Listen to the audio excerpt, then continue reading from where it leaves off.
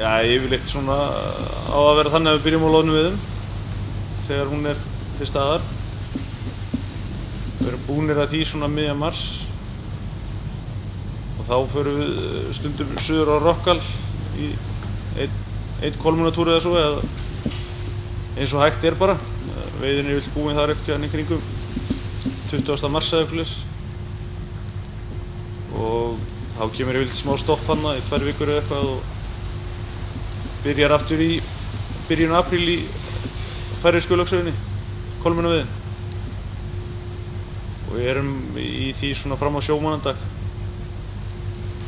Og þá kemur stopp þangað til að makrillinn byrjar í, já svona júlí, stundum treinað fram í ágúst. Og eru þá makríl og norsk-íslensku síldinni fram í október. Og eftir það tekur, íslenska síldin, hún svona í nóvember yfirleitt. Svo stundum farið 1-2 túr á kolmuna í desember líka, í færeysku lögsögunni.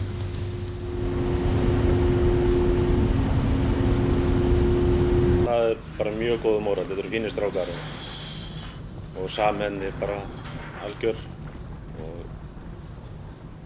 og svona léttur húmor í gangi og það grínast og gantast og gert gís að hvort öðrum og svo hægjabræður, það allir vinir. Þetta bara lúxus fjölskyldulíf miðað við hvernig þetta var. Þá voru menn bara, þegar það voru vertíðir, þá var kannski farið bara og menn komu varla heim til sín frá áramótum og fram í enda mars þegar lóninu lauk. Við erum alveg með 2-fald áhöfn, það eru 2 menn hverja stöðu, þannig að við róum raun og veru bara 50%. Þá var þetta mjög þægilegt og fyrir utan það löndum við alltaf heima, í heimahöfn. Þannig að það má segja að þetta sé eiginlega lúxusstarf af sjómannsstarfi að vera. Flothoppsveiðar, sérstaklega á kolmuna, þetta alveg gríðarleg fróðleg með þess vinna svona kannski utan hávertíðar, en eins og núna liðið á vertíð og þá drögum við alveg upp í sólarhring. Það getur verið mjög þreytandi, en það líka aðrir hlutar á vertíðinni sem eru skemmtilegri.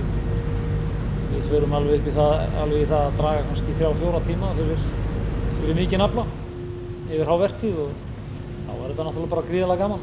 Við fá kannski í skipið á 1,5 sólarhring eins og var núna bara fyrir 2 túrum síðan.